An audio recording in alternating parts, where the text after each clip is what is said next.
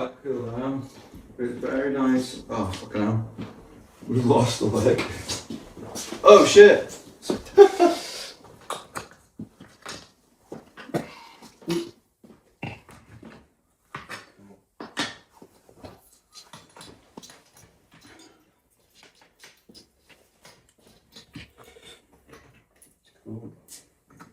Yeah. Did you not know Jordan at all then? So I used to. I knew of him. I think we went to the same primary school and stuff. And obviously through Casey's friend Maisie, I knew too well. But I think we were always both of us were on kind of the same path. Just like at destruction, pretty much. Take a seat. Yeah. And it was like. Kind of like same thing on the other man. Like everyone knows each other, but no one actually knows each other. Yeah. That's so it's like they think they know you, but they don't until you actually get to know them. But people. I think definitely it was like because I remember I was going running anyway, and when I met Max, who also does roots. But he started now with. What they called at the Meadow, but down south. Oh yeah. And I got introduced to him by one of my friends, and I just reached out to him and I was like, "Hey, blah blah blah blah. This is what I'm doing. I'm trying to get into my a social circle now, where I'm trying to get away from where I've been." And he said to come down, and he goes, "They do it every Sunday." Yeah.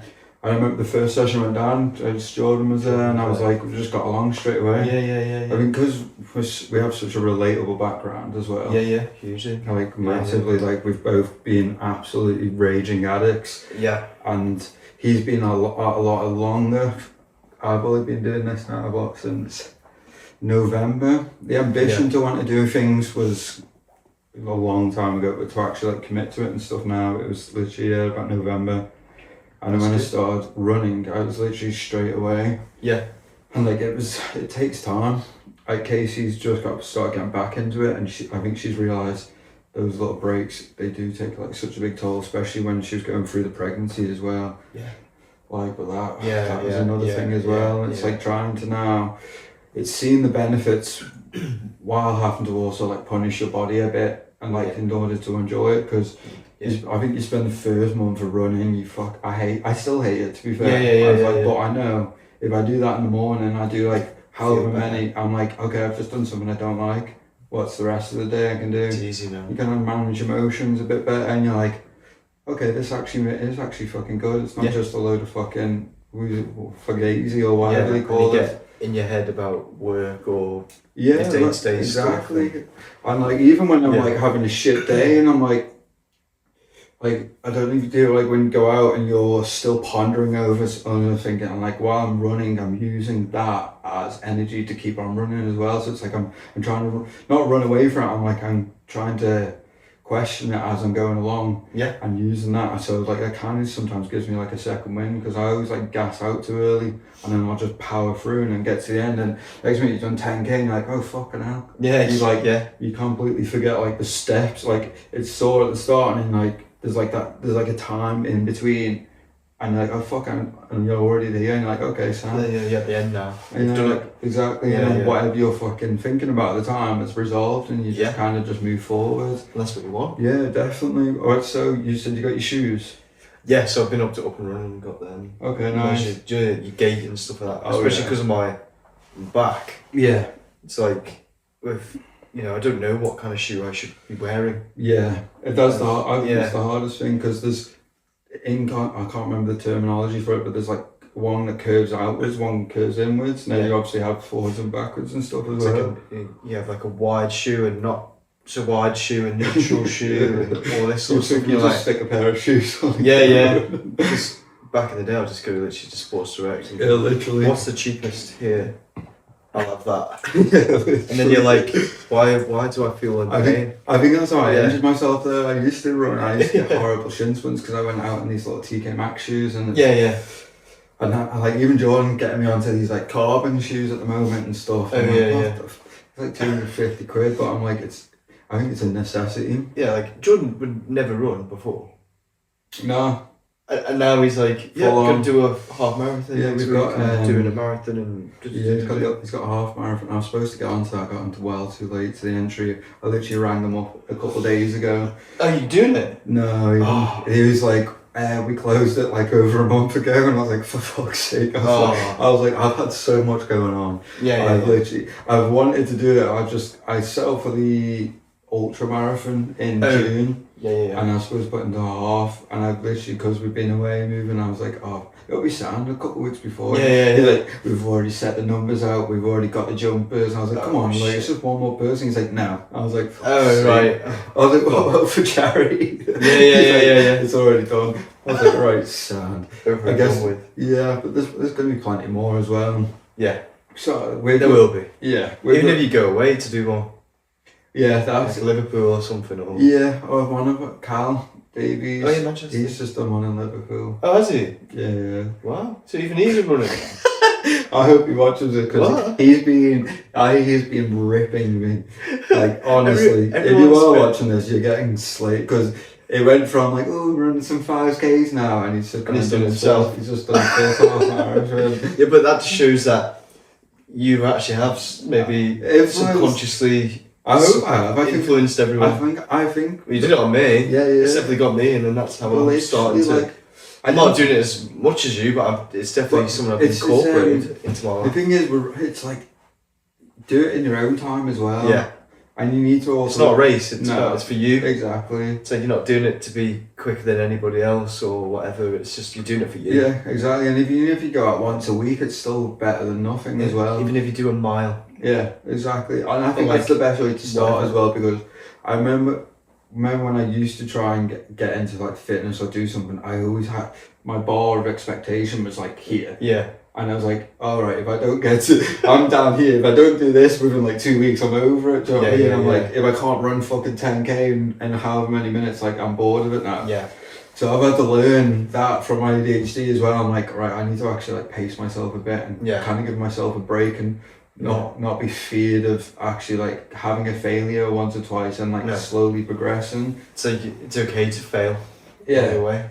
That's been my biggest lesson in the last 6 months. Oh, hugely. Like I used to, rejection and failure for me were like two massive dominant triggers, and that's I think a lot of that stemmed from a lot of my addiction as well. Because I'm like, if I was doing something I didn't necessarily agree with that behaviour, I'd be like, right, okay, there's another like 2 months just spiral out of control. And I'm like, well, now, whereas I'm like, it's on the other side, I can control that trigger and see it now before it even comes to a loss. Like even when Casey lost the baby, my first thought in like 4 months was, I'm just gonna go back out on the drink. I was like, what's the point? Yeah. And I sat with myself for like 3-4 days. I questioned it and I was like, fuck this. I was like, this is what it wants me to do. Like this is what it's just like, it's such an easy cop out. Yeah. And I literally got after that week and I was like, fucking hell, I feel good again because I'm like, I am in control now. Because you've got yourself out of that. Yeah. And that's the hardest bit, because a lot of people don't know how hard it is to get out of that. And a lot of people still, I don't think, will have seen that side of me, because a lot of people do see like that old mate, that version of me, and I still because they'll go, oh, he'll just do that again. Yeah. Because they have this preconceived thing in their head, which is all bollocks. But people evolve, people change. I think it's trying to change people's narratives of some. It's so easy to remember someone how they used to be, not what they're trying to do now. Exactly. Which is, I think this is a big thing for you as well, because you've definitely gone against the grain, which is one thing I definitely admire about you as well. Yeah. Like especially setting something up yourself, and conversations what we had about other people not necessarily being on our wavelength or going against us. Like if you can try and talk about that for me, that'd be amazing. I feel like if you do anything that's going to be slightly seen as different, you're naturally going to get people that are going to try and tear that down in one way or another, whether that's because they either, I don't know, don't get the vision, or they don't understand what it is you're trying to do. I don't know. I'm quite good at like letting it come and go, if that makes sense. Like I can listen to. I'm a firm believer in if you've got something to say and it's constructive, tell me. Yeah, do you know what I mean? If you're going to say something for the sake of saying it and it's not really constructive and you're just being a knob, just keep it to yourself. Yeah, there's no point. Do you know what I mean? What's your think about It's got its mind of its own today. Like, yeah. So I'm always open to feedback. Yeah. Do you know what I mean? I think everyone should be, but like we spoke about that mentality crabs as well. Crabs and you're always gonna get that. Do you know what I mean? Like, oh fuck. And a lot of people that preach it can sometimes be a crab themselves. Do you know what I mean? And, well, yeah. And it's fine. Without actually realising as well sometimes, like, and trying to take yourself out of that without it getting too emotional as well. Yeah, it's controlling emotions is the hard bit. Yeah. Do you know what I mean? Because you can either let it really bother you and let it either really make you angry or upset or whatever. And I've definitely had moments whilst doing this business since 2021. And this is one thing I was thinking about yesterday actually, was that I started this business when I was 22. 22, jeez. What, how old are you now then? 27. 27? Well, and it's like, yeah, absolutely. But it's like, you're starting a business when you're that young. Of course you're going to make mistakes. Yeah. Do you know what I mean? And I never went into this business going, I know fucking everything. Yeah. I definitely didn't. And that's why I just had a vision and I was creating. Where did that start from then? The clothes? Yeah, where did it start from? Was like passion and fashion. Passion and fashion. Well, it was just, I've always been a bit out there. Do you know what I mean? Even when I was a child, I've always been a bit of an outsider. Yeah. Even when I was in high school. I think that's what I have a lot of time for, because without knowing where you come from, I'm like, there's always been something that's gravitated me to, and then realising it from your mum, and then I'm having conversations with my family. That's why we can be the way that we are, because we're coming into it soon. But But I feel like even when I was in high school, primary school, I was always a bit odd, and I'd always get picked on, and I'd always be a bit different, and whether that was my appearance or the way I dressed or whatever. Like even in high school, I would, my hair's naturally curly, right? And it wasn't that cool back in 2010 to have curly hair. Because someone Love Island didn't have the curly hair. Yeah, but I would straighten my hair every morning and quiff it, and and everyone used to take the absolute piss out of me, but it never bothered me because I liked it like that. Yeah, exactly. And I would wear all sorts of different clothes and stuff like that. I've always been into fashion, and I've always dressed not like everybody else, really. But I think that definitely is what makes you what you are. Like, it's not following that crowd of people. But I feel like for me, being in yourself, it's like, but you stick out, especially on such a smallly, densely populated fucking island. Everyone's just like, oh, fuck. I wore a trench coat and some glasses in town the other day. And like a white t-shirt and like a grandpa sort of half sweater top, and everyone was like staring at me, and I was just walking through. I was walking through everyone. Strand Street, and I was like, this isn't that weird. Like it's like if you're in the middle of Manchester or London or whatever. No one fucking back to Ireland. You actually look more weird. For trying to not. And you just say like, listen, it's just a trench coat. Do you know what I mean? Like. It's like, what the fuck? Casey's gone. I've been wearing trench coats since I was 18. Yeah. It's kind of like an old, like, where I kind of got it from was like an old hooligan style, like old, like, not foggy, what's the way to like, it was like always like jeans and trench coat, always nice collars and stuff. Even like your wax coats and stuff. I always like that style. But and even you could pair that up with a hat or a flat cap or a cap or whatever. And then people are still going to go, what? And you're like, fucking like what? As you stand there wearing like, I don't know, the most basic thing I've ever seen in my life. It's just like North Face tracksuit or something, isn't it now? Yeah, well, everyone wears the like Montclairs and stuff now. Yeah, hey, if that's what you're into, that's what you're into. Great, but like, don't tear me down. Because I'm wearing my thing. Do you know what I mean? It's like, I don't do that to you. Never would do. Do you know what I mean? Like, but it's just like, just be yourself. But I feel like if people actually give themselves an opportunity to try a new avenue, or even if it's like being inspired by something. Yeah.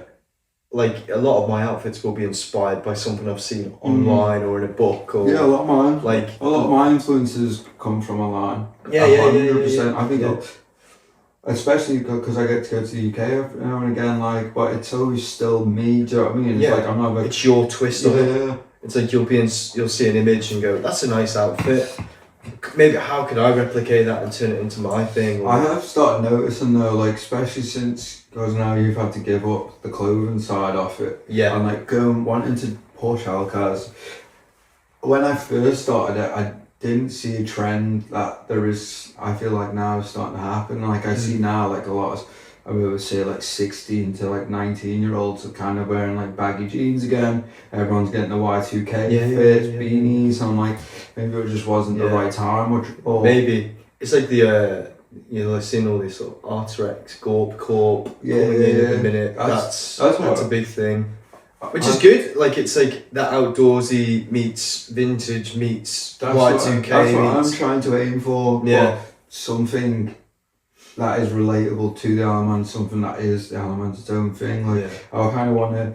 I've seen people do what they do, and like it's always like, oh, you should only stick to this one niche. And I'm like, why the fuck? When I could go 5 different revenues of streams off different fashion, and then try and actually all put it into the same kind of bowl and work away from that. Yeah.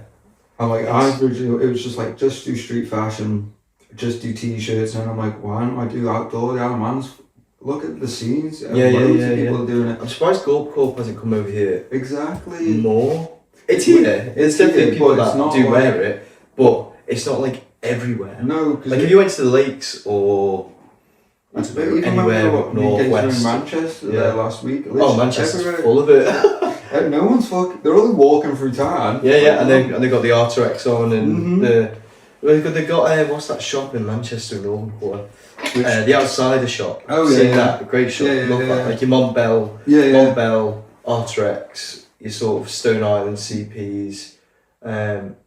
What's that new shop? It's not Hoi Polloi anymore. It's in Northern Quarter. Forgot the name of it. It's where Hoi Polloi used to be.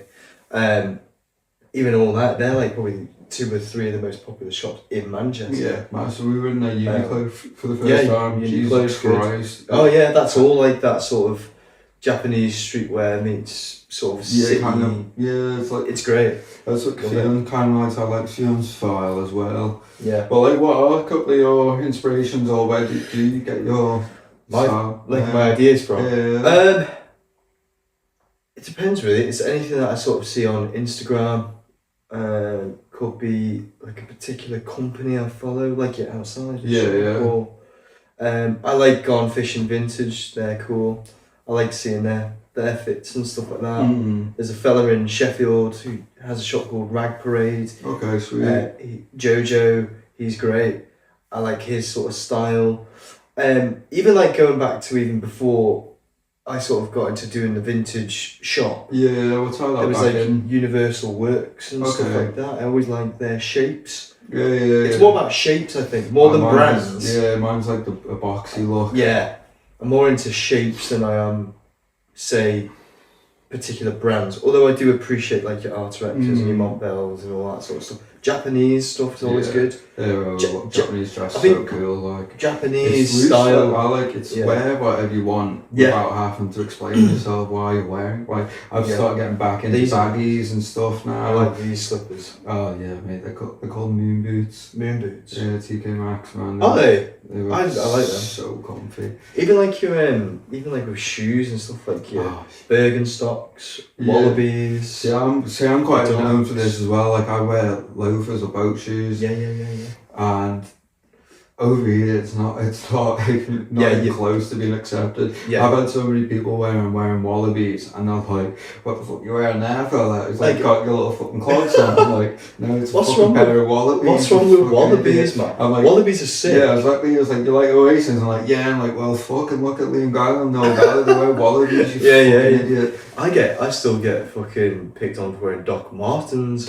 Really? Over here sometimes. Oh, man. Not everyone, because I think it's quite. But I've definitely had. I still get some comments over here where they go, "What are they?" And I'm like, They're literally Doc Martens.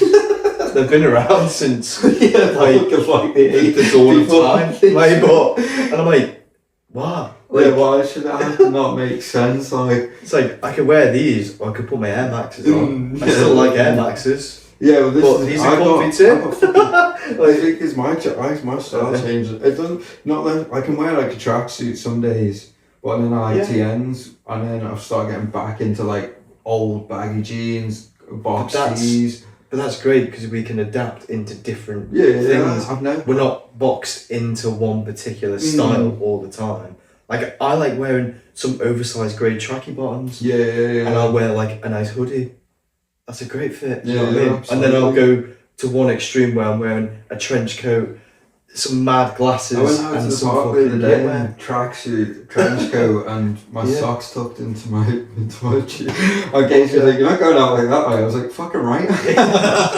It's like, wow. Oh no, like bright yellow shoes on. Yeah. Like, it's just a bit of peacocking of it. Do you know what is coming back in? Go on. I didn't see Timberlands. Oh, I've got a pair. Well, not Timberlands. We're not back in. It's still there. Cats. The same kind of same vibe. But I wear them with tracksuit. Bottoms. They look good. Slacks. Like, that's definitely a vibe at the moment. I think that's coming back. That's coming. I got that from like seeing like trends on like Pinterest and TikTok from like, Pinterest is good. Yeah, from like European trendy people, like especially men. It's kind of like overlayer. Yeah. Box tees, jumper, maybe a gilet, and then a coat on top. Yeah, gilets I love wearing. Layering's a big thing. Mm-hmm. It's not just like here's a t-shirt. It's like here's a t-shirt, here's a shirt with a gilet over the top of that shirt. Yeah. Might wear a jacket over it. Fuck it, and then it's like you're like 4 or 5 layers. As possible. Shit weather. Well, especially in winter and stuff like that, you can layer up as much as you want. Yeah. Which is nice. And it seems like with your trousers, you're going to try and match it with everything. My shoes, my socks, everything has to match now. Yeah. Well, some days it doesn't. Sometimes I like to go a bit ragged and go to the shop in a fucking shorts and a fucking beanie or something like. And here I am talking about all this, and I'll probably put on the most basic outfit I've ever worn. Well, so going from that then, like when you got into obviously Renegade, then how long ago was Renegade now? So I started Renegade just after the second lockdown in 2021. Fucking shit, it's been 6 years now. Yeah, that's crazy. crazy. She told me yesterday, and I was like, it's mental how time has literally flown.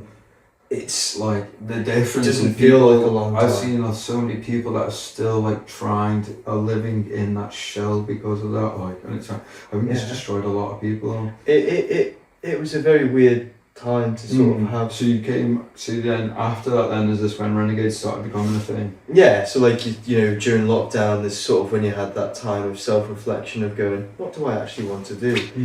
And up until going away, up until I started the business. Before COVID, I used to do a lot of theatre, used to do a lot of stuff with the Gaiety and all this sort of stuff, and you know, my whole sort of younger life from the age of 16 to 20 was, you should be an actor. And I was like, right, okay.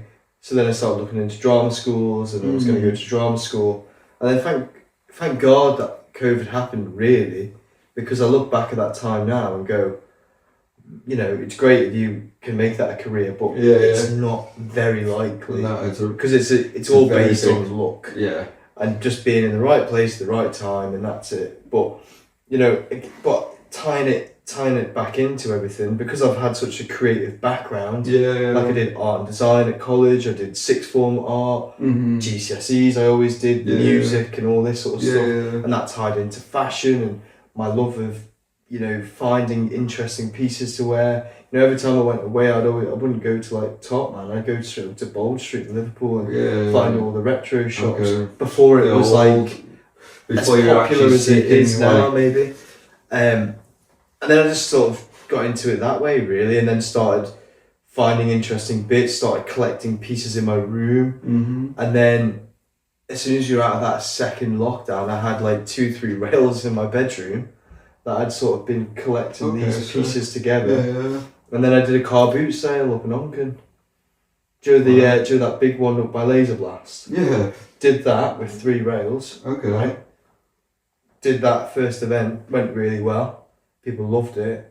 And then I was like, oh shit, cool. You got and then I got asked to do another event, which was the Manx Games in Castletown. Again, did a bit of restocking, put together a nice collection, then we did another event. Sold out from that one. Yeah. Great. So at that point, was it like, oh, this is enjoyable? It was more of a hobby then. Yeah. And then eventually, with a bit of time, people were sort of saying, you should get a little shop, you know?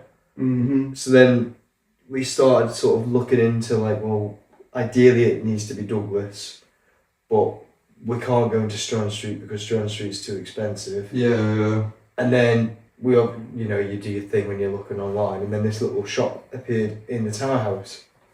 It was like a little corner unit on the ground floor. There was no door to it from like the streets or anything. And I remember going down because my mum and dad went down first. Right? And I walked in there.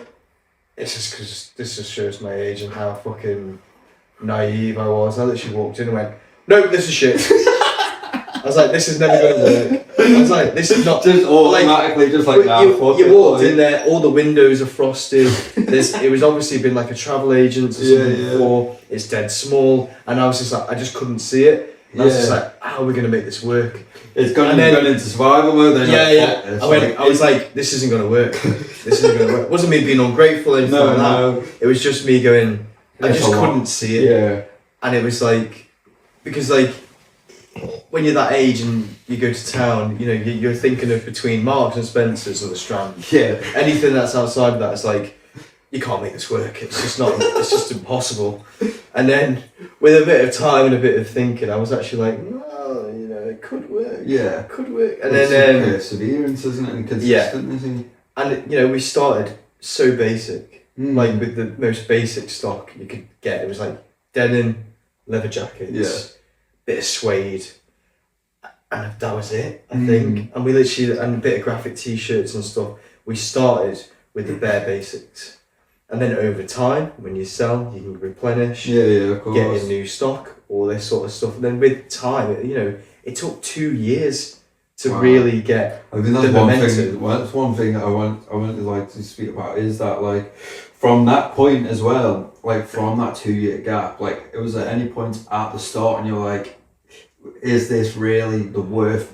Because there was days in the early days of doing the business where, you know, you'd have 2 or 3 people come in a day, and you'd be there going, just like let's just cut you're just there going, this isn't going to work.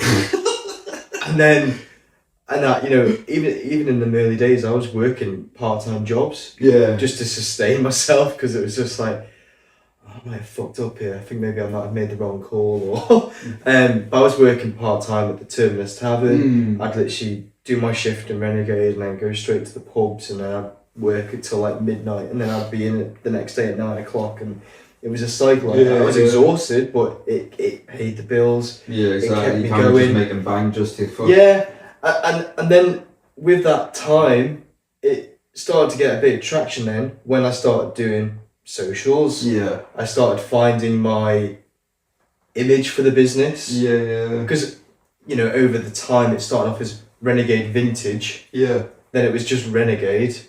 And then eventually it became Renegade Cuts and Clobber. So it's had quite an evolution of... But I like how you've not just tied in. I think this is a big thing as well for anyone that is like actually starting.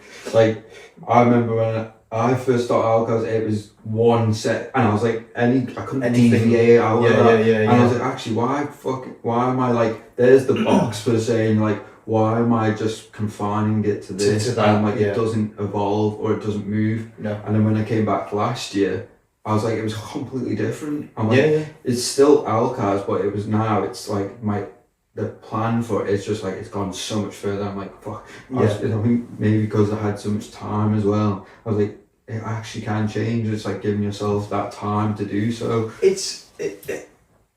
When you go in with an idea, you have an expectation of yourself and of the brand. I think that's the biggest thing. Yeah. And it's actually learning to sort of just realise, to just sort of take the pressure off yourself. What happens is going to happen. Yeah.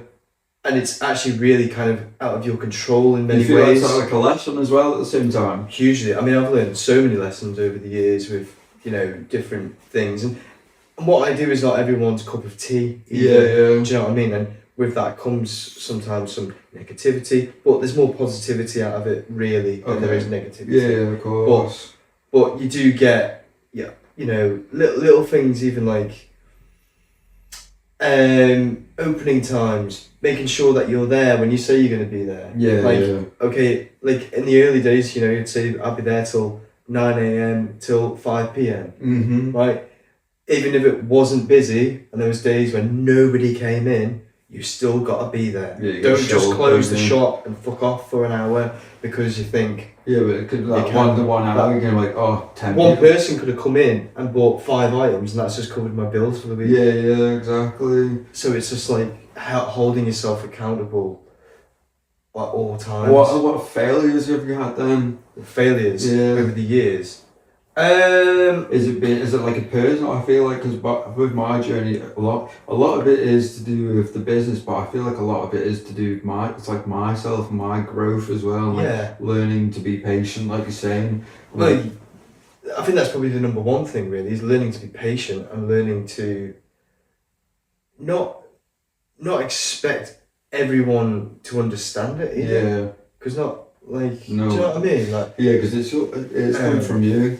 I think that's why I've also not waiting, but I believe everything happens at certain times in life at the time they're meant to happen. So it's usually, as we're moving forward, I'm also adapting to that new kind of change, especially in people, especially how people respond in it, and even the content I'm doing now, it's not necessarily related to what I'm wanting to do, but it's kind of still people are seeking a kind of an interest in it. I'm okay, maybe I'm trying to cover all options. You're still going to have an audience. Yeah. That's what I mean. The audience is even that in itself. The audience, what I want it to be, and what I'm actually getting is two different things. But so it's trying to accept that at the same time. It's even the early days of even when I was doing Renegade socials and stuff like that. You know, it used to just be images. Yeah. And then eventually reels became a thing.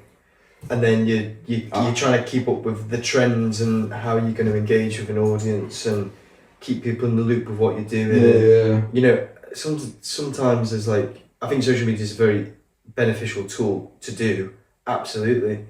But there is days where you're oh no, I don't want to do this. Do you know what I mean? But you know you have to. You have to. You got to keep people in the loop. Otherwise, it's the thing I'm still adjust. That's the thing, yeah. And it's also having that expectation of yourself again, and it's trying to reinforce that expectation of not being forgotten, because what you're trying to do is make a change in a sense of that. But it's interesting that right now in the business, since New Year, I have taken the foot off the gas massively. Why is that? I'm doing that for me, because the last 5 years it's just been go. And last year was our biggest year we've ever had in terms of the Jeff 30 stuff, and being nominated for Small Business of the Year and all this sort of stuff. All great stuff. Yeah. And even the kilo sales and doing podcasts and interviews, I love those kilos. Media stuff and all that. Yeah. But towards the end of last year, I was so burnt out. I got to Christmas and I was my partner Claire was just are you okay? And I'm I don't know actually. It was a great year, but I was so you're not really that time for yourself though, have you? No. And at the end of last year, I've just moved into my own flat, my own space now. I'm starting to look after myself better. You know, and obviously getting rid of the clothing side of the business in terms of having the shop, that's taken a lot of pressure off me as well. Because footfall over here right now, it's there, but I don't think it's there as it used to be. Yeah. Even from when I started the business, it's changed. Have you had more clients in terms of the barbering side, or is it just... Barbering has become the thing that we're more known for now. So obviously we introduced that in 2023 and merged the two together. And it's always been Renegade's, the vintage store. But slowly over the last few years, it's more, the barbershop. So it's become amalgamation of the two. Yeah. It's become predominantly more barbering focused now, which is great, because that is the thing that pays our bills. Yeah. a haircut is more of a necessity than, say, buying a jacket that you may or may not want, if that makes sense. It's like an add-on. So you still got like a couple of bits there, but yeah, in terms of like scale, I've just scaled it down for now, where there's still the option to buy clothing in the shop, but it's rather than like a shop full of stock, it's actually like a rail. Yeah. What we're going to do is now, moving forward, is that we're going to do more pop-ups. Okay, sweet. So we're not going to not do it. We're just going to make it more exclusive, if that makes sense. Well, that kind of creates demand and stuff as well, doesn't it? I think that's the biggest thing especially when you're doing those kilo sales as well. Like, as long as you're taking it at a discount because you're effectively creating such a percentage decrease from actual retail. It is a loss for us. But it's a fun way of getting people in and getting rid of stock so we can get in better stock. And if I'm completely honest, the Christmas that we've just had was our worst Christmas in terms of sales. Really? But yeah, it was the best stock that we've ever had in the shop. What do you think that is? I think it's down to the cost of living crisis. I think people haven't got the same amount of money to spend. The stock, getting it onto the island now is so expensive. I was speaking to a manufacturer a couple of weeks ago, and she was trying to charge me, how much was it? She was trying to work it out by her box, and it was like 200 t-shirts. It was coming it was like $2,500, and she was like wanting like £400-500 just for the postage of it. And I'm like, that's nearly 5%, like 25% or 20% off my revenue. I'm like, where's the profit? I'm like, it's not worth the scale. It never used to be like that. No. Right? But this last year or so, things have changed dramatically. And I think I've made a good call right now, because I think things are going to change even more now. I think we've both seen that as well. I think that's what's I'm still doing a lot of stuff, but I'm like, maybe now it actually isn't the time to be releasing fucking a whole collection of clothes. No. It's tricky. Like that stock I got in at Christmas, so we're talking like we had like vintage Burberry, Ralph Lauren. Yeah, the hoodie, so all the sportswear stuff, like we had the Adidas, Nike, all this sort of stuff, Carhartt, Dickies, like really good stuff. It's a stock that I'd changed suppliers, so we did the kilo sale and we dropped all this new stock for Christmas. And in terms of getting it onto the island, I think it cost me this is just shipping, by the way, it was like £700. Ooh! From where? So this is from the UK to here. Jesus Christ, you could go to and from the UK like 5 times. But this is the thing now, it's like... is that like the price determined on weight then, or is it just like, well, this is what we're going to estimate? Well, I tried to figure it out. It's not. It's just kind of like... it's just like, I'm not going to argue with them, because obviously that's the thing they've given me, so I'm just like, right, well... So when it came to January this year, this is when I was like, I had to make a bit of a decision. Of course, because I don't think people realise that is the amount of effort and shit you put into it as well. Jesus Christ. I think realistically, when I think about it now, I was probably doing 60% clothes, 40% cutting. Yeah. When all day, every day I'm there cutting hair, but in the back of my mind I'm always going, hang on a second, I need to get the stock here, I need to steam the stock, I need to wash the stock. I need to tag the stock. I need to rotate it. I mean, I know the shop changes a lot, but like in any retailer space, it needs to do that constantly as well. Otherwise, people go, "Oh bloody hell, he's changed the shop again." It's like, yeah, but Marks and Spencer's change their layout every 5 minutes. Like it's not. You don't notice it though, do you? Because I think the shop's so big. I'm always trying to I love Marks' jeans and stuff, and I'm like, Marks is good. Go like 1 minute the jeans are always in the far right, and I'm like going in, you're like, the fuck is it now? Yeah. Oh, fuck it, on the other side of the fucking shop. It's making you go around the shop and look at the other stuff. It's kind of like a marketing tactic. Of course it is. Especially in a big franchise like that, definitely. It's what's the word for it? My mind's just gone blank. It's like there's an actual word for it. It's definitely I can't remember. But you need to make it exciting. So every time somebody comes in the shop, it's not the same thing. Yeah. And you've been coming to the shop since the first year I've done it, and it's constantly changed. Yeah, it's always. But thing. I'm one of those people. I'm not frightened by change, and I think a lot of people do. And like, oh god, it's like, oh, what have you done? I'm like, nothing. Just just moved a chair here and put the window mirror there, and so like, it's not a crisis. People like familiarity. Yeah. And like I'm a bit like that. I like change all the time. I like adaptation, and so it's good for growth. So in terms of now, like then from where it is now, it's like it's obviously keeping the clothes in the background now. Is it, or like something eventually, or like trying to make it into something different? I think we will. So my idea going into the summer is that we're going to do monthly pop-ups. So every month on payday weekend. Like specific locations and that? Okay. More collaboration. Okay, lovely. So I'm in talks with a few people at the minute. I'm not going to announce anything yet. No, don't. But like, this is a little teaser for you. That every payday weekend over summer we'll be doing something new. Okay, lovely. Collaborating with someone new. I'm not going to being in new locations. But it means that every time we do a pop-up, it'll be new stock. Every single time. It will be exciting. We'll start listing online. We're not going to do like an e-commerce on a website, but we're going to have the website directly linked to like Depop, of Vinted. So people are still seeing what we offer online, but it means that we're going to do like a mini summer tour. Where we'll have like a tour poster and all that sort of shit. And it'll be good. Well, I've got to pay some fucking money then. But I like buying clothes. I feel like it'll bring back the excitement again. Yeah. Rather than just relying on, should we pop down to the shop? But I feel like if we do more pop-ups and stuff, which is where we started. Yeah, it brings that excitement back to the roots. Yeah. Especially in this time where things are changing very quickly, and we're living in a world where things are... So it's kind of dystopian to me at the moment. Yeah. Like, it's kind of like, it's very chaotic. People are like on fence of like which way to go, and like I think like there's a lot of like very divergence in groups of people. Like there's a lot of people wanting to change, but then there's also a lot of people being pushed a different sort of narrative. So it's like there's not really kind of progression. I feel like especially in the UK at the moment, we're just like stuck in one little fucking...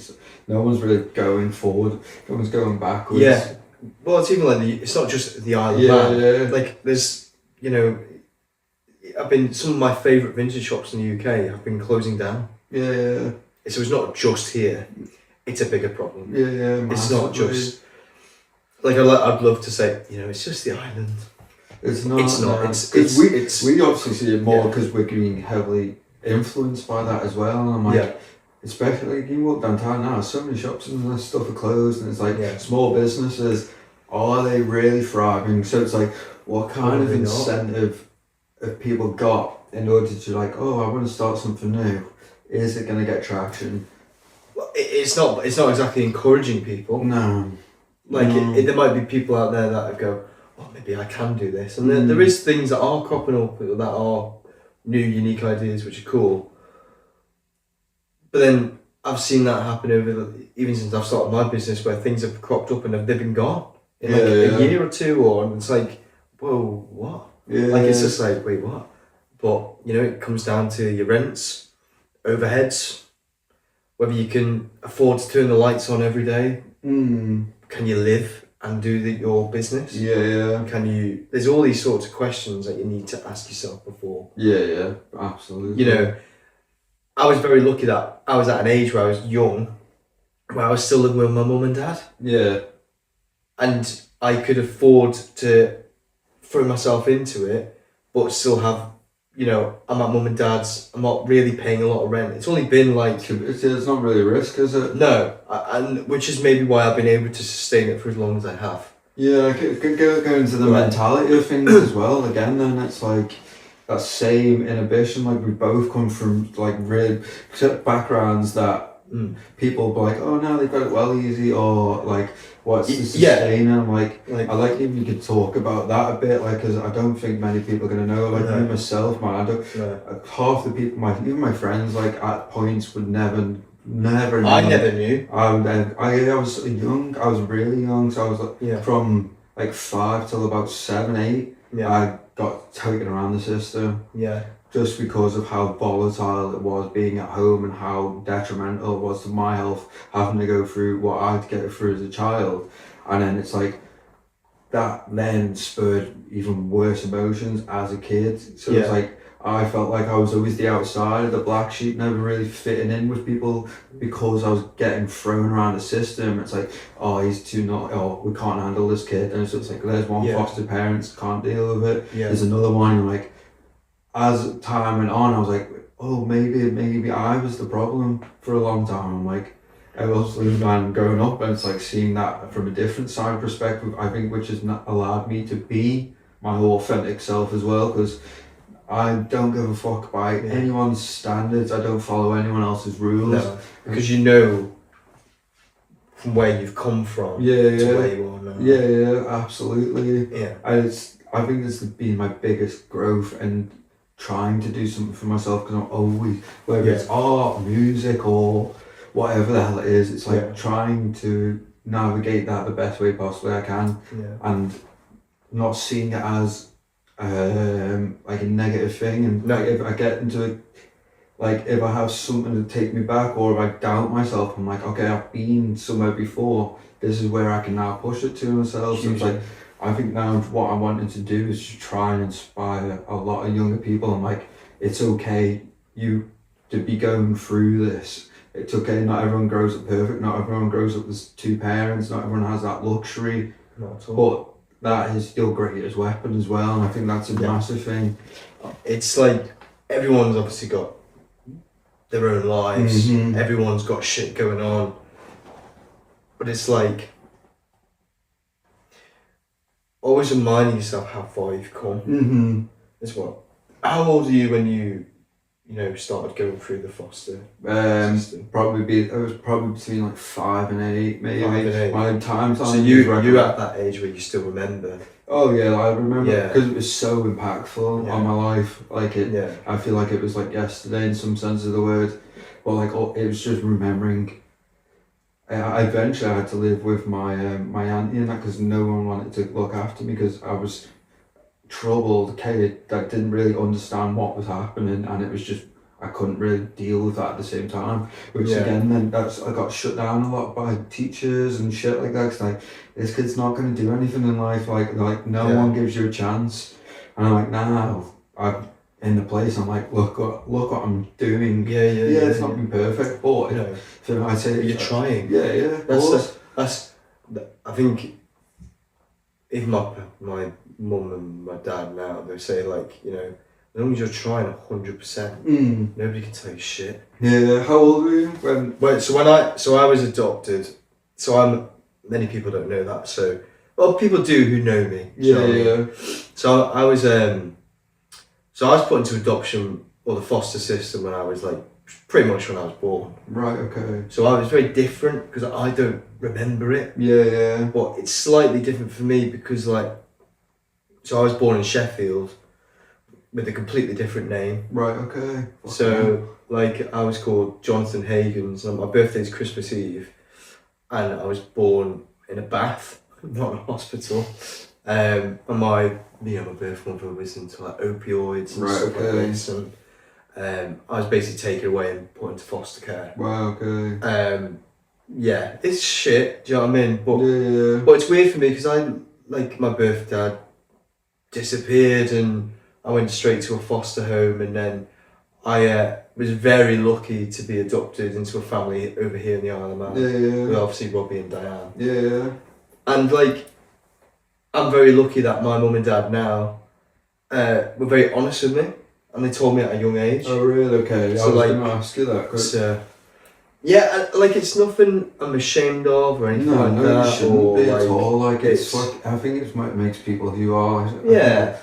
I've got to learn with people, whether you do have a blessing life, there's having that compassion with other people, and it's not always fucking pretty pictures, and rainbows and smiles, and a lot of people that see in the background is that kind of spurring energy, and I feel as you've gotten older, and because they've been so comfortable and telling you that, do you think that's helped a lot? I think it has. It's definitely made me who I am. Like, this is maybe why I am the way that I am, where I don't really, I'm very out there.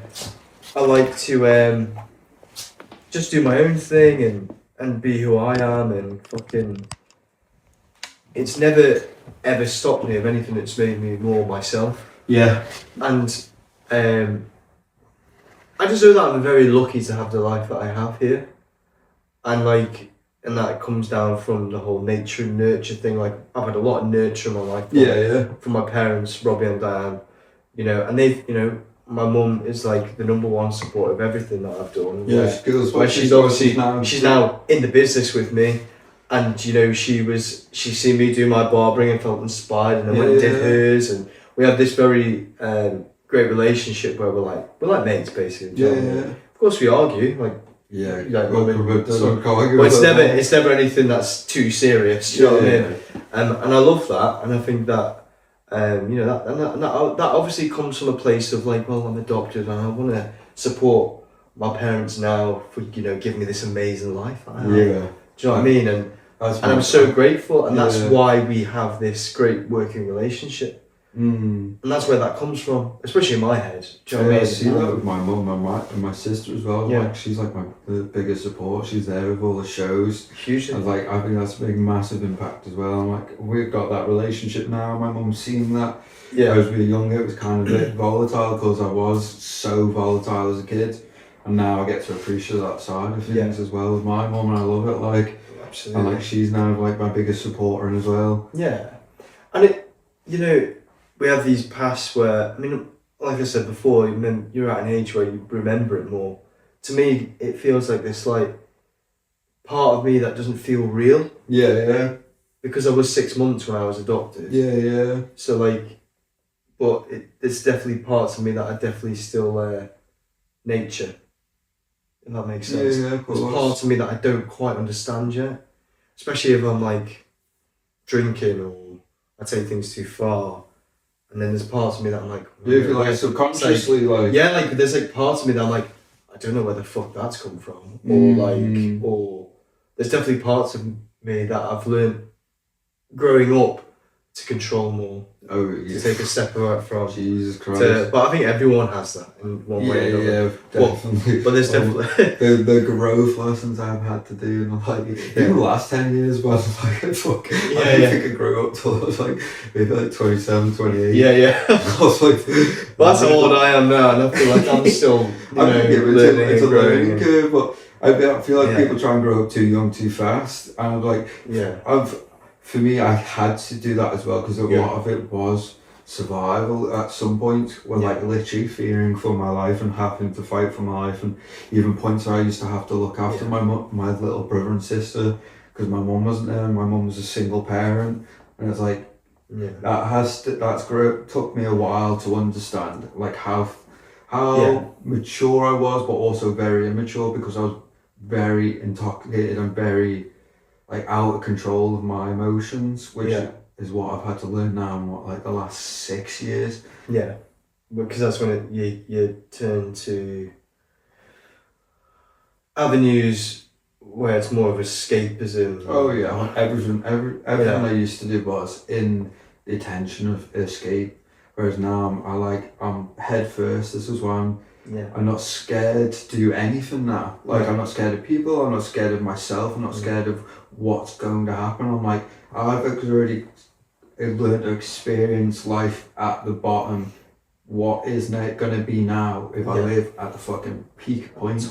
And now it's just like, okay, I'll go head first into something. If I fail, okay. Like, it's... but you're going to learn more from failure than going, I've got this right every single step of the way. Never. Because nobody, unless you're very fucking lucky, is going to say that. Exactly. And the ones that are saying, and the ones that are saying, oh, I've never failed, bollocks, mate. Like, you're just right. Like, you have to fail. Like, I think I've happily put myself into very sticky situations from 18 to 27, where I was like, I didn't want to admit it to myself, but it was like pushing myself to the breaking point of failure. I'm like, now I'm blessed enough to like, okay, I know how far I can actually go, and if I want to carry this on, this is where it's going to take me. So it's like, no, it's completely changed. I'm like, if I can go in direction one way, what can I do now in the trajectory with the same thought, but just focused on a different avenue? And I'm like, that's my goal now. Absolutely. And like, it's the best thing I've done. I think putting myself and going through the shit, I'm learning as a kid how difficult it was has been the thing that's actually inspired me the most, and the thing that I'm like, okay, I'm not indestructible. I still have my moments, but I'm like, it's okay as well as to be able to go through that, because it makes us kind of who we are. Absolutely. And that's why I think we're both of us. I'm so myself. I'll never answer to anyone. If people don't like me, I'm like, fuck, who cares? You get to an age as well where you can spend. There's definitely been times in my life where I've tried to be a people pleaser. I used to. Like, I used to live by this thing. I'm like, I even started smoking ciggies when I was like 10, 11 years old. And I was like, it was because my mates were doing it. I'm like, I don't want to be the odd one out because no one's going to like me. Yeah. And it was like turd mentality. Yeah. I was like, I used to do football when I was a kid, and I'm like, only because it was the cool thing to do. But then I'd go play card games on my own. And it was like, that wasn't the cool thing to do. It was just like, as a kid, you're stuck between these two avenues, like people pleasing and trying to also be yourself. And it took me a while to figure that out. Eventually, like, fucking, do you know what? I actually don't give a fuck what anyone has to say. If you don't like it, Sam, that's it's your prerogative. It's your life. I'm not judging. I don't have any questions. I don't have an opinion. You do what the fuck you want to do, and we'll just stay on different lanes. It's like, I think I can't really name a time in my life where I've not really been like I've always been different, and I've always been myself in a sense. There's definitely been moments throughout my life where I've tried to fit into the norm and dress a certain way, and but it's never lasted, luckily, too long. And I've managed to get to an age now where I've never felt more comfortable in my own skin. If you don't like me, that's absolutely fine.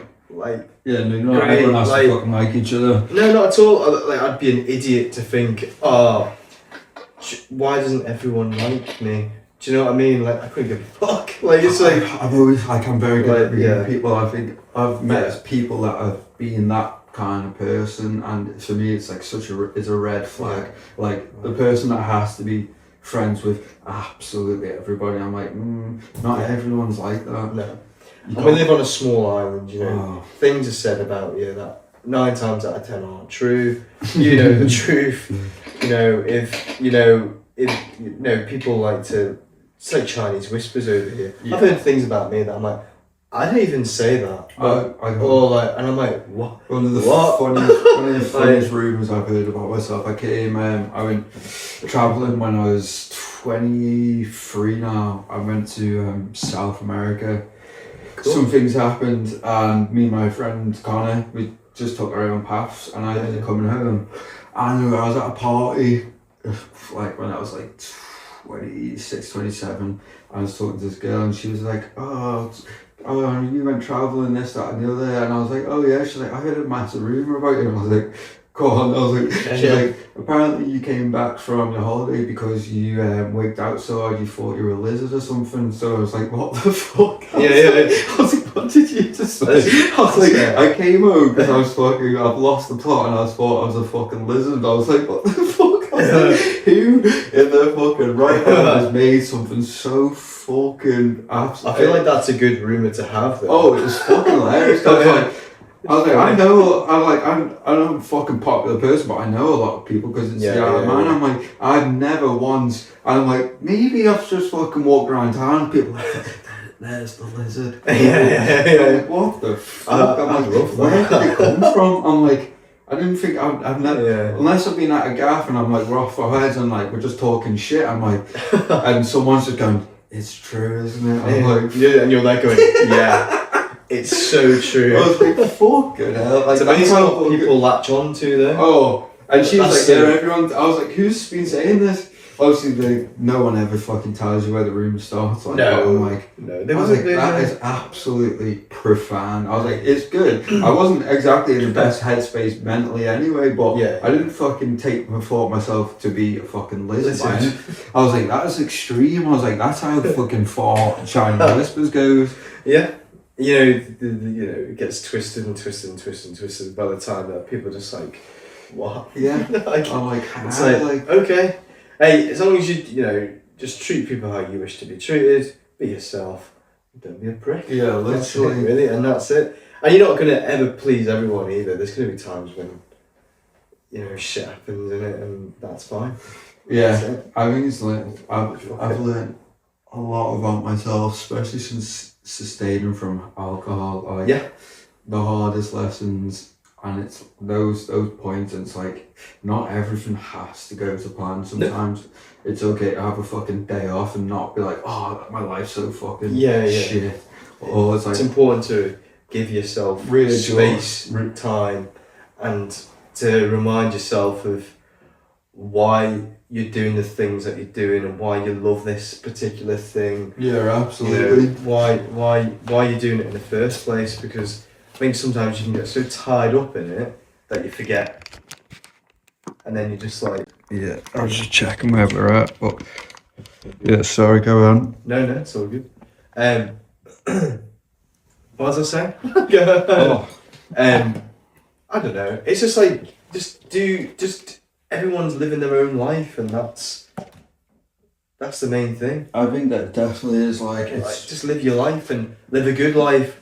Surround yourself with good people, your people. Yeah. Like, there's times when you're growing up where you're hanging around with the wrong people and you're like, I don't even like this person, but that's again what goes back into like trying to just to fit in. Yeah.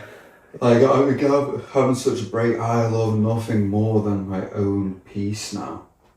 Whereas like I used to always want to be around, and like that fear of missing out, and it's like, oh, if I'm not around, what do people say, what do people think, like, I'm like, now I'm like, fucking I don't feel like I'm missing out on anything. No, not anymore. I mean, like, I'm doing my own thing, and that's as you get old, you're like, fucking, do you know what, it's energy trying to keep up with a lot of people as well. Like, fucking dramas are always the same, fucking people are always the shit. And like, you're not really missing out on anything. No.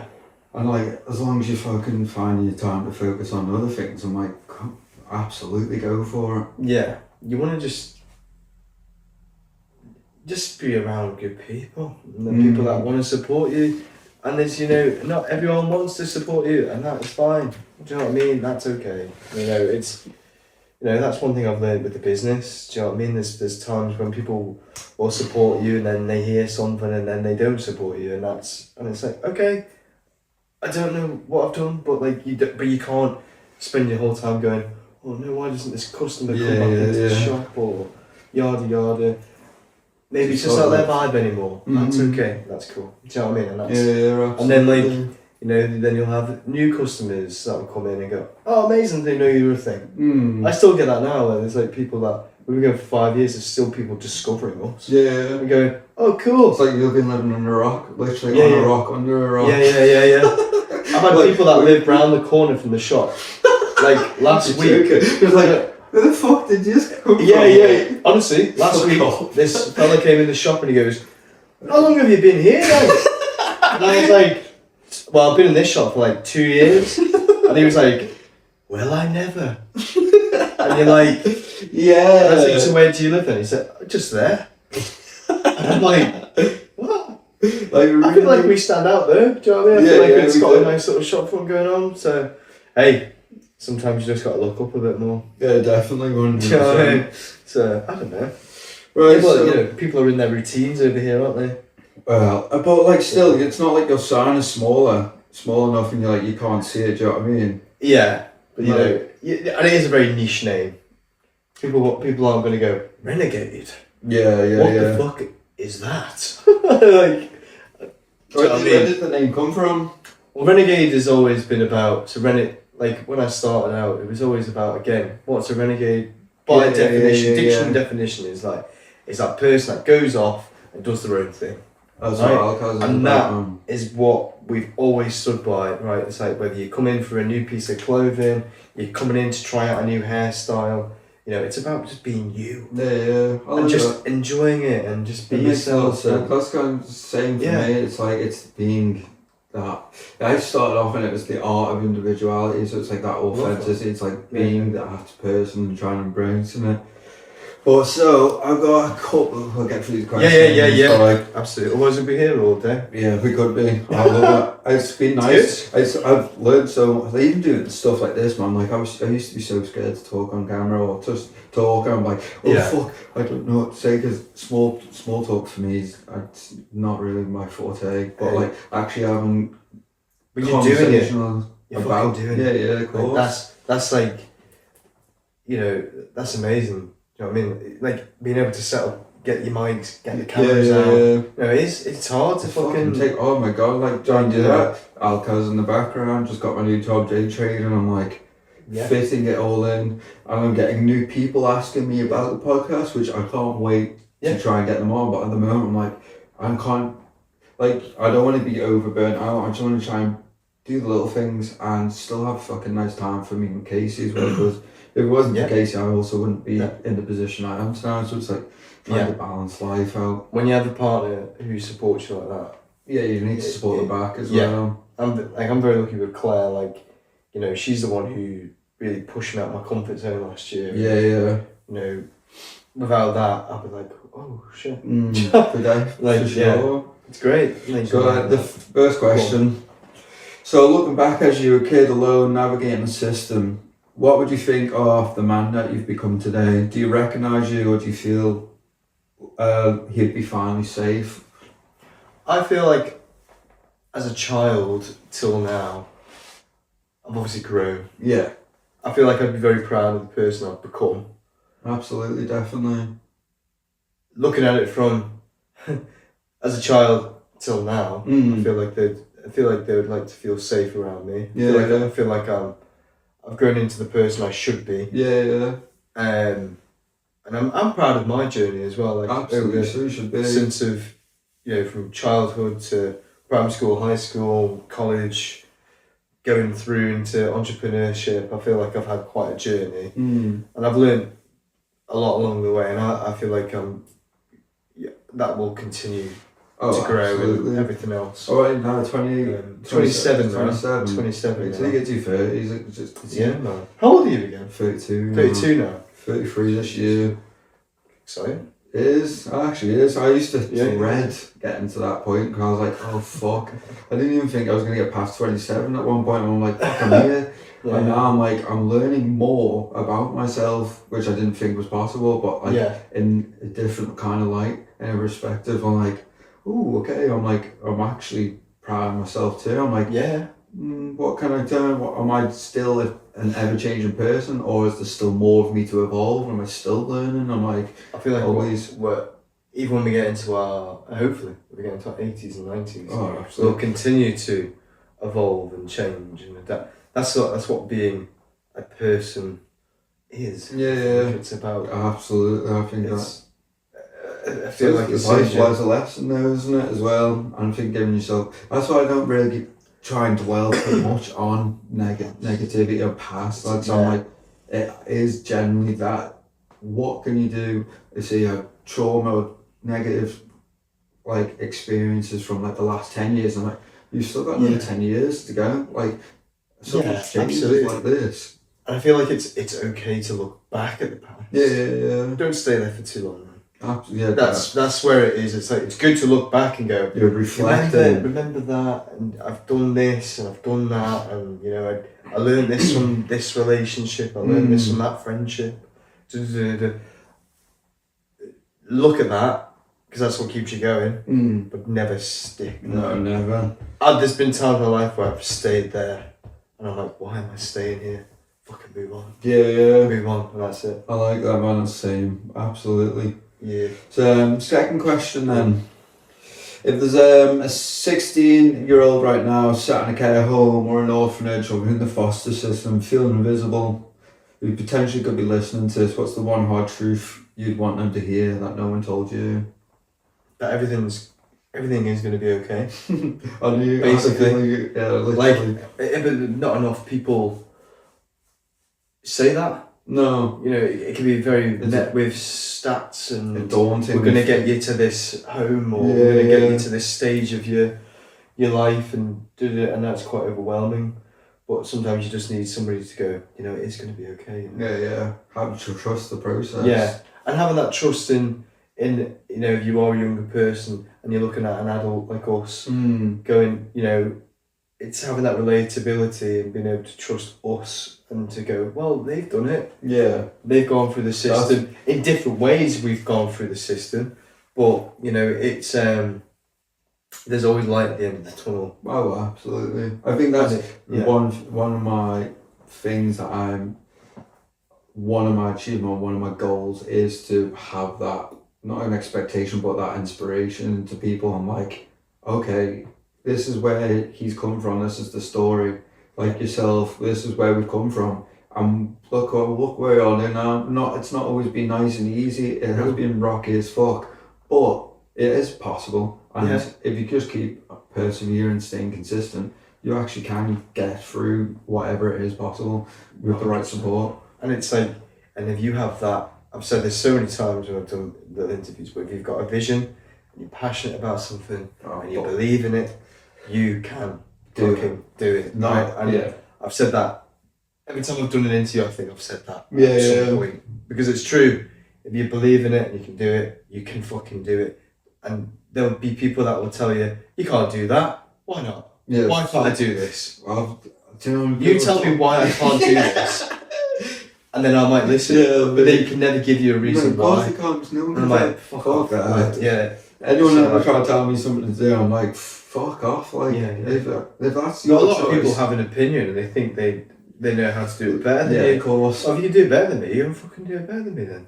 That's it. There we go. Okay. Just trust the process. Just trust the process. And everyone's different. Everyone's like what is it? Everyone's like degree or what they have like in the line and what they want to do is like whether you might think something's right or wrong, someone else might think it the absolute polar opposite. Do you know what I mean? So it's like working within your means. Yeah. And I try and live life with no limitations now. I'm like, fucking whatever's gonna happen is ultimately gonna happen. Like, yeah, and a lot of it is, it's about creating opportunities for yourself. And sometimes it is just luck.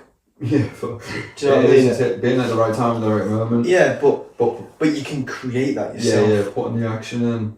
By, you know, creating that opportunity, talking to the right person, going to that networking event, putting yourself out there, joining a run club, meeting like-minded people, going, you know, if you're really into a niche thing of I don't know, like a particular book you love, you go and join a book club, or you're going to find your people. Yeah, absolutely. And it just takes one conversation that leads you to meet another interesting person, and then that opens that door.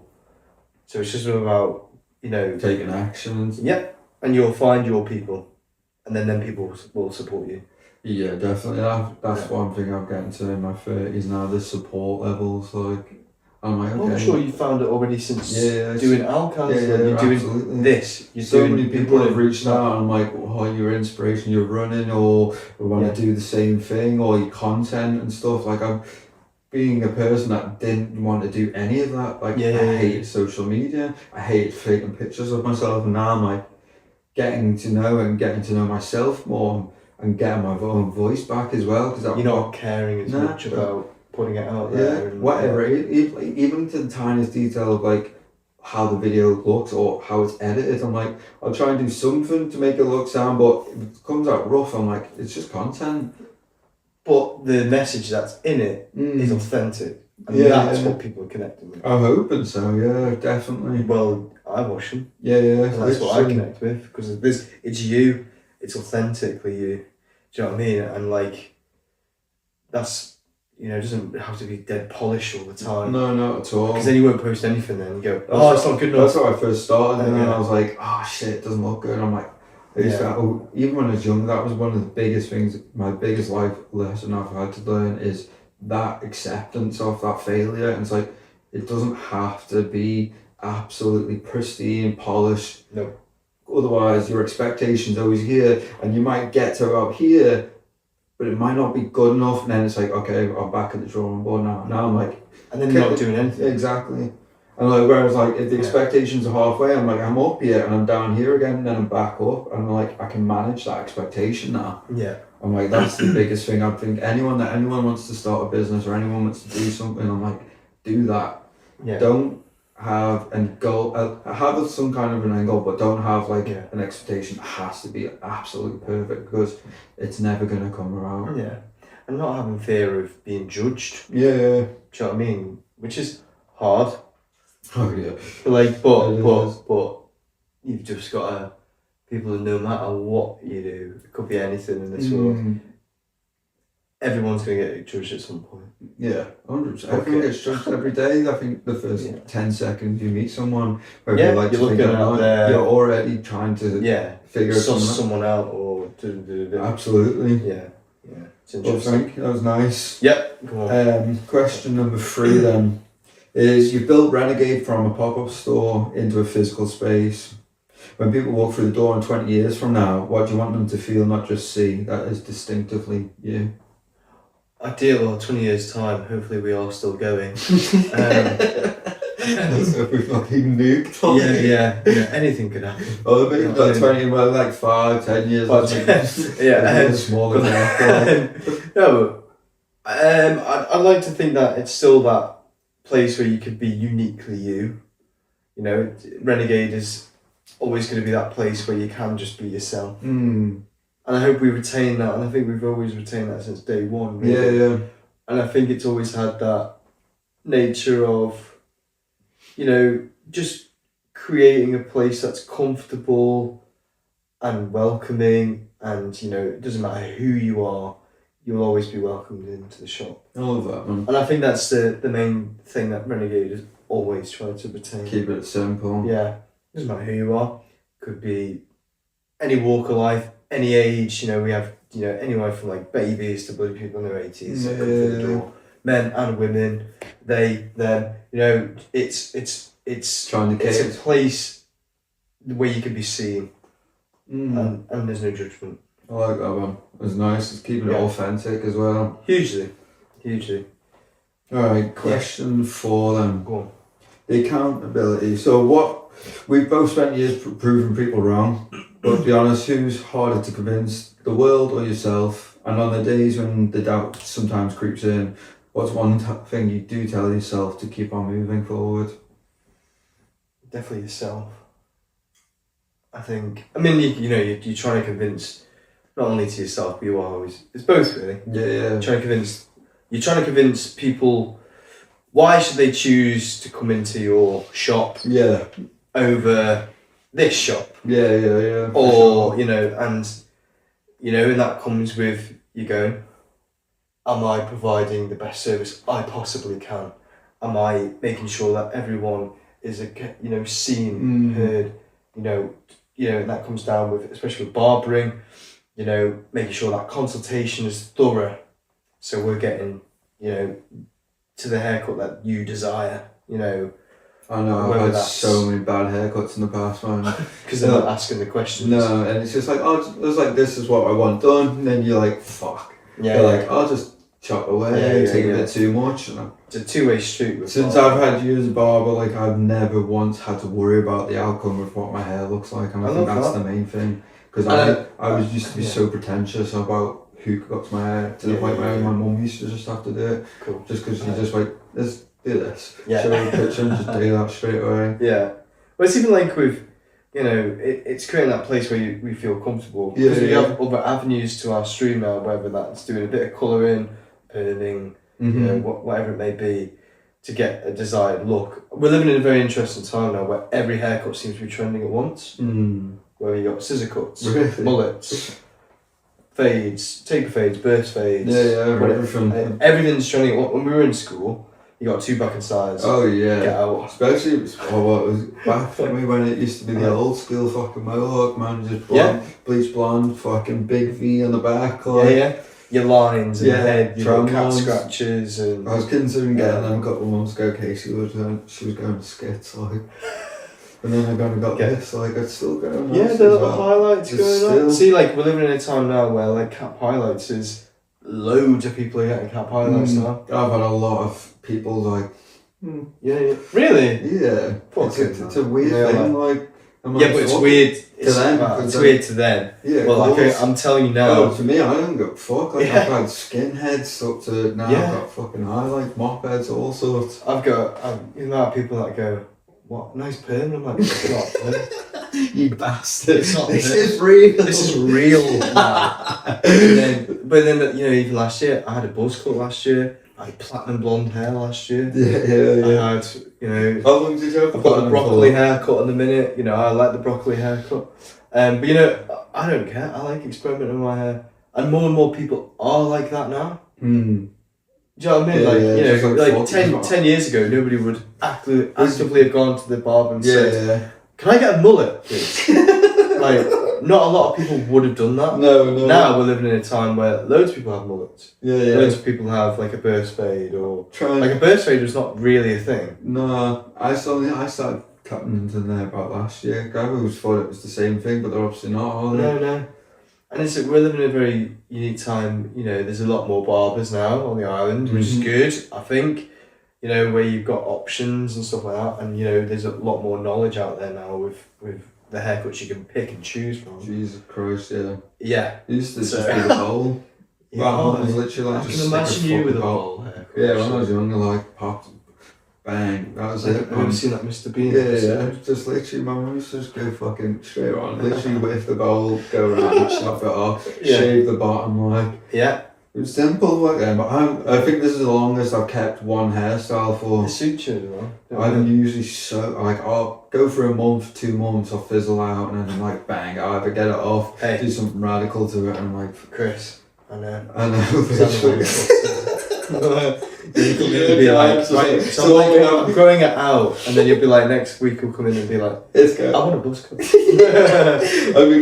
hey, your mum's definitely had to get to know me well over that, and she's like, fuck's sake, she's like, you wanted to fuck. I remember this when I went to the highlights, she's like, I thought we're growing it out. I was like, well, maybe, let's see. Let's just see how this pans out. We like that, because we like it when people come in and they want to like switch it up, change it up. I like change because it's fucking cool, and it's like, I get bored so easily of doing the same thing over and over again, so like it has to be something new.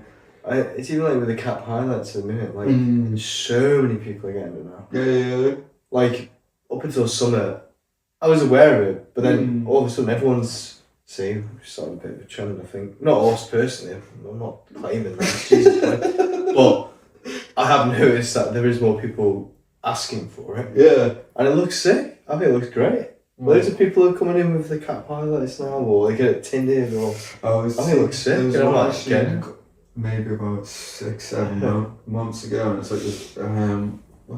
What's it called? Like, it's like you can put this little tool on it, like twirls the hair, and it's like makes like little fucking spikes. It's not, It's not like I can't remember the fucking terminology for it now. I know what you mean though. It's like a Y2K fucking spiky, it just spikes it all out. Yeah. But I love it like when we have people who come into the shop and go, yo, I want to get a double mohawk, and I'm like, fucking right. Or yeah. Or they'll come in and be like, right, I've got a mohawk and I want to go like bright yellow with it. Yeah. And I'm like, yes, I love that. That's exciting. Maybe like the next thing. We're going back to that thing of saying like everything seems to be. We're living in a time where everything's trending at once. Yeah. Like even with fashion and haircuts and everything, it's just a big amalgamation of that. And I think Renegade sort of came around at a good time. Yeah, for sure. That all happened. You're also like letting that allowed to be that thing as well. I mean. Because I went into bars, like, when I was young, and it was like, you could just do one standard haircut. It was like, couldn't really fucking go without the means. No. And you want to be able to try different things. For sure. And then, but it's even like, I know we're not doing the clothes so much at the minute, just due to the rising costs, really. Yeah. That's the predominant reason why we've taken a bit of a step back. Won't be forever. In a couple of years' time, when it's maybe calmed down a bit, we'll bring the shop back, and but for now, just doing the pop-ups and stuff, we're still doing it, but we're just doing it more in that world and doing it more online, because that is Are you going to put any content together for? Because I'll help out with whatever I can. I'd love to do some bits. For now, I mean, like, from January till now, I've sort of selfishly been disappearing a little bit. Just to have a break from it. Yeah, you're allowed. We're still doing socials, but we're not. I'm not enough to get people engaged. Yeah, because we haven't got the shot. I mean, the primary reason. Hey, it's my client. Sorry, I just see him out the window. There you go, talking about hairstyles. There you go. I cut that mullet. Sorry, yeah. That's a big. I cut his hair. Sorry, yeah. What was I saying? Yeah, I got distracted by his train of thought. Yeah, going into different hairstyles. Yeah. But like we are still gonna do the shop. But we're just gonna change with the times, and I'm just having that time away from it at the minute, just to have a break. And probably a nice time to do that as well. Like, yeah, I feel better for it. Like, I don't really drink alcohol. I've not had a drop of alcohol since the New Year. I'm taking some time for myself. I'm going back to the gym again. You know, I've got my own little flat now. I'm just taking that time just to find myself. Yeah, I want to get into running. I've been trying to get my back sorted at the minute. So as soon as that's fixed, I'm definitely keen. Definitely, that'll be enjoyable, man. I want to do park run. That's a big thing, isn't it? Park run? Yeah, Nobles Park at 9 a.m. I've seen that. Have you seen it? Yeah. There's a lot of run clubs popped up in the last 3 months, man. But that's cool. I love it. That's cool. I think it's the nice kind of direction. Yeah, it was Jamie Blair put a post out on Instagram the other day, and he said he was driving home or something like this. I'm paraphrasing here. And he was like, it's amazing to see how many people on like an evening now are out running. Oh, fucking everyone. It's everyone. I love it. I've noticed the amount of people that are now doing it, which is 100%. Good. Really good. Like, people are more health conscious now. People aren't really going out drinking as much anymore. It is boring as fuck. Well, it's fucking more expensive now. Like, you need to drink at home, like, you know what I mean? It's fucking. Well, yeah, like, you know, going back, even like, this is another reason I want to stop the clothes, but like, you go on a night out now, you easily spend £100. Oh, fuck no. I wouldn't even like to think of the amount of money I've spent, man. It'd be disgusting to see the figures. Like, the price of a pint now compared to when we were like 18. Yeah, I used to drink fucking double vodkas. Yeah, you get it for like £4. Yeah, something like £6-7, but they'd be gone in like fucking minutes. Yeah. How much is it now for double vodka? Couldn't tell you. Probably like well over £7 to £10, I reckon. Because like a cocktail now is like fucking well over 10, depending on where you go. Yeah, but you get 18-year-olds who come in the shop now and you go like on a Friday evening or a Saturday evening. You know, they're coming in. Oh, getting your hair cut. Oh, you doing anything tonight? I'm just gonna go for a drive. Okay, cool. Love that. But no, not a lot of them are going. Yeah, I'm going out. Yeah, that's good. With my mates to town or like. Well, to be fair, even they're going. What are the Outback? Yeah. When I was 18, man, the Outback was absolutely pumping. Yeah. Like we'd go down at 11:30. Well, we had options. Yeah, there was a lot of options. Nexus. Yeah, Nexus. Courthouse. Paramount used to be in the thing now and again. Yeah, like you had things like Peggy's, and you had like we used to wait a fucking hour and a half in the queue just to get in the Outback. Spend fucking maybe 2 hours at max, and then like Sam that was about that's best night of my life. yeah. And then you go home. But that doesn't really happen anymore. No, man, I'd rather, I'm in bed, if anything, I'm asleep by fucking 8 I think it's also our age. Yeah, I couldn't drink anymore, man. No, I can't drink anymore. Since not drinking, I've never felt better, I feel more awake, I'm more alert. Yeah, I don't miss it at all. But you get more time to be yourself as well, I think that's a big thing as well. Hugely. I used to like to spend my Saturday evenings. You know, we might go out for a meal sometimes, but I like to, cook a meal in the flat. Yeah. Watch some Doctor Who. Go to bed. We've been occasionally watching a lot of Jersey Shore, a lot of Geordie Shore. Yeah, all the old school. We went from season 1 to 23 in like 2-3 weeks. And I'm like, it's fucking like you think something like that and seeing like when that started first being a thing, Yeah. Like the change like in culture. And stuff. Yeah. Like the culture of people, reality TV, like the dynamic of how people. I'm like, fuck. Even now, television has changed. Yeah, massively. The landscape of TV. We're watching men that were doing that when they were like 20 or now they're like, oh, we're all fucking health kick, fucking gym. I'm like, it's kind of nice and refreshing, like the other side of it. Like, it is still shit TV, but it's fucking, there's something to it. Yeah, it's because it's still, you're still watching just people trying to figure that shit out. And that's it. It's relatable. That's why I love it so much, because it's like, fuck, it's fucking hilarious as well. Yeah, I love stuff like that. It's good. Well, anyway. Oh, yes. Sorry, I forgot there was more questions. Just the last question. Cool. For anyone listening who's still stuck in survival mode or a reasonable doubt, still trying to build something or has an idea and still not gone through it, I'm waiting for that permission to start. What's the smallest or most practical step they could probably take tomorrow to start building something for themselves? Okay, so like, you've got an idea. The best thing you could do, I remember when I started doing it, get a piece of paper, get your crayons out. Yeah. Start writing down the stuff, get it on the page. Don't have to use crayons, or you can use a pen if you want, don't worry. Yeah. No one's going to kill you. Yeah, I use crayons. I'm cool like that. Yeah. Oh, you should see my crayon collection, it's amazing. I've got all my pen sets. Look at this. I've got loads, man. I've got like a multicoloured pen, like a child. Yeah, but get it on the paper. Write your ideas out. Is this achievable? Yeah. A lot of things, like you've got to obviously look at your financial situation. That's always a big thing. Mm-hmm. Never forget that. Because you don't want to start something and end up fucking in debt or in the shit. Yeah, because that's going to be the first big failure you're going to have to learn from. That's a big step. And it's, ask questions to the people that are maybe in your field that you want to do something. Like if you want to be a barber, go and talk to other barbers.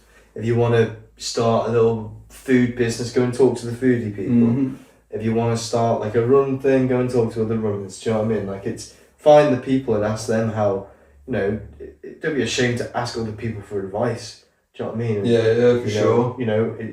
You've got to start somewhere, and you can't be expected to know everything all at once. Yeah. You know what I mean? The learning You've got, Google things, watch videos, watch documentaries on little things, be inspired, and then it's about just sort of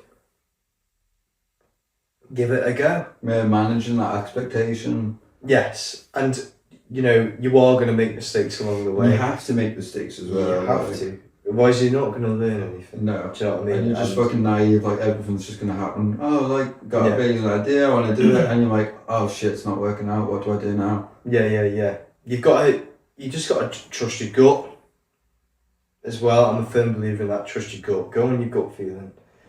You can spend too much time up here. Yeah. Going, oh shit, I need to do this, I need to do that. Yeah, you talk yourself out of it as well, even though you could be so close. Go off this feeling. Yeah, not or here. Sometimes you can lead too much of these. Go here. Just fucking ride it out. I've got instinct for everything. Yeah. I'm a full believer. Like, it's even when you meet new people, you'd want to do something, like if it doesn't resonate perfectly. Yeah. Don't be scared to not take the chance, or even the uphill and just like, okay, take the foot on the door and see where it kind of leads you. And you might end up doing something or being in a position that you didn't actually expect to be in. And it's scary. Do you know what I mean? Like it's supposed to be there, isn't it? And like, I know I'm sat here and I like talking to people in like these podcast situations and stuff like that. But I am a very insecure person at times. Yeah. Like sometimes you'll meet me in public and I'm like, hello. Yeah, absolutely same. Like, and there's definitely times when I feel you at the wrong point. I'm like, ugh. Like I'm like, you know what I mean? Like, I don't know what to say, but like, I'm definitely got times. I enjoy. I'm a confident person, but sometimes I'm not very confident. Yeah. That makes sense. And when you try and put yourself out there in situations, that's a big step. Step. But you have pat yourself on the back sometimes as well. Do you know what I mean? And say well done. you've made that first step. Fucking get in it's there. fucking nerve-wracking. And not enough nothing people. in life is easy as well. Like, bear in mind, I feel like the harder it is and the scarier it is, the more I'm learning to be like, okay, maybe it's the thing I need to actually do. And you need to support people along the way. Oh fuck on yeah, the that's journey. the biggest thing. Like, am I going to say this? You know what? I will say this actually. No, do I? No, I will. Speak out. I will actually. Yeah. Like last year we had like the Jeff 30 under 30 stuff, and I'm not shitting on anyone or anything like that. But only 2 people out of my industry said well done to me. Really? And you think so? Something. I'm not. I don't expect people to fucking say well done to me. I know, but it's like it kind of goes a long way. It's like we're all in this together. Absolutely, and like surely we should be supporting everyone along the way. Do you know what I mean? I try to do that as much as I can with everyone. Yeah, absolutely. Whether I'm doing that actively online all the time, probably not. But if I see you, I'm always going to ask you, yeah, how you getting on? How you do? Very about pushing people as well, because it's kind of like if you want it to happen, and the opposite, you want that support, or you giving that support, like it has to come back. Like life is a give and take. Yeah, absolutely. And it could be absolutely anything. It could be your mate who's in a band, or your mate who's started a cafe, or your mate who's just started a new job, moved into a new house. Fucking sometimes it just says, how you getting on, mate? How you getting on, mate? Are you enjoying yourself? How is that? It just takes that 1 second. Whether that's in person.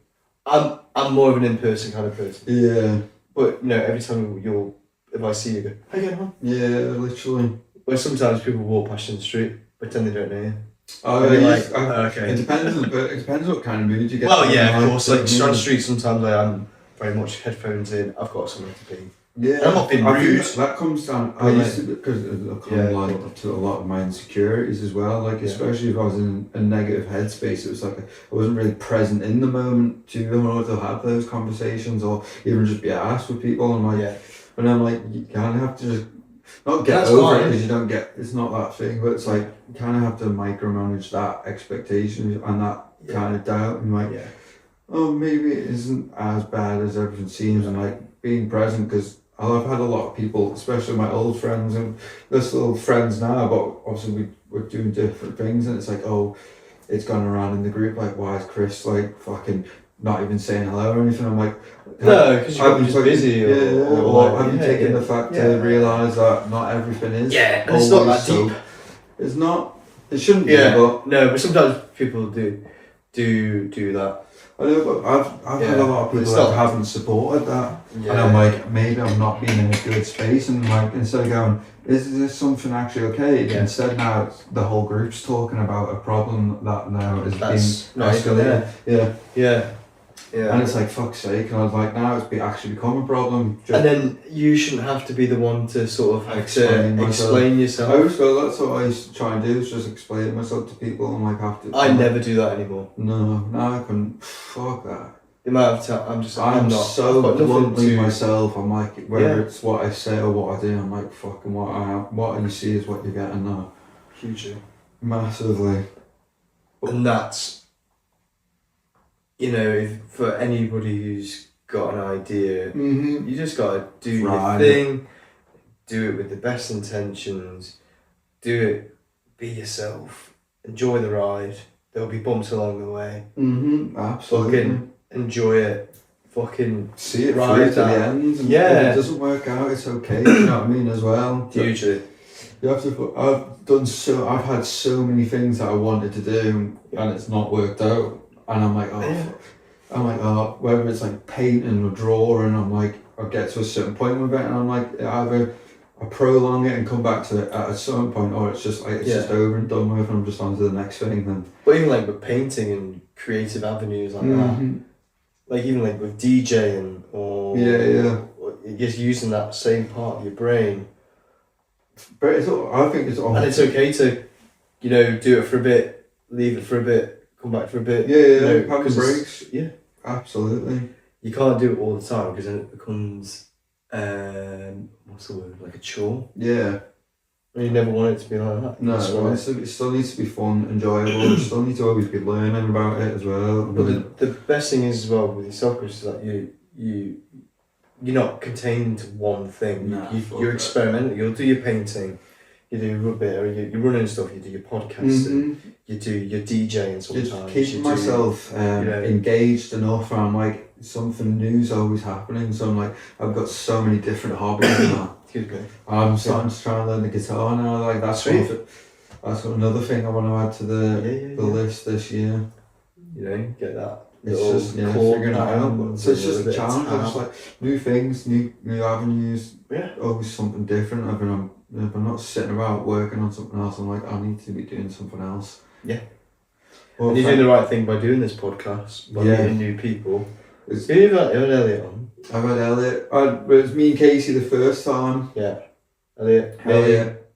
No. And then that list will grow, meet more and more. And Emily was my first one. That was really good. Yes. That was even when I was first starting to figure this out though. So I'd like to try and go back and redo that one because I don't think I give it what it was worth. Because this one came in after when Elliot came in. Yeah. And I'm like, the idea of the podcast, it just became a talking point. And then I'm like, got the name for it, and I'm like, now it's a bit comfortable. Like, let's just sit in between the sofa and just talk about whatever it is. Like, bluntly honest, where just a hard bit of truth. It's all organic. Then. Yeah, do you know what I mean? It's not being forced in a studio, and it's like there's no pressure on when I have to do it. No. I know everyone could, actively sit here and talk about stuff. Yeah. Like, that's okay. Do you know what I mean? But you will find your people there. Yeah, absolutely. And I hope the audience is getting there, and I've had a couple of people this week as well. Reach out and stuff. Yeah, mate. It's been a pleasure. Thank you, Chris. Thank you. Thank you. Nice little episode. What have you got planned for the rest of the night? I'm going to go to the gym, and I might. What else I need to do? I'm going to do a bit of cross training. Oh yeah. Bit of swimming. I'm going to go for a swim. I'm shit at swimming now. I'm okay. I'm not brilliant. I never got past my red award in school, and I only got that because everyone else got it. Doggy paddle. Yeah, I couldn't swim before. I just. What do you call it? Just drowned. Just drowned. Because I was like, I didn't have to use my legs as well. At the same time, I was like, I hate it. But leisure pool. A bit of leisure we were trying going swimming on Saturday with Lottie. It was about 20 minutes and she was over it. Like. Because NSC, isn't it?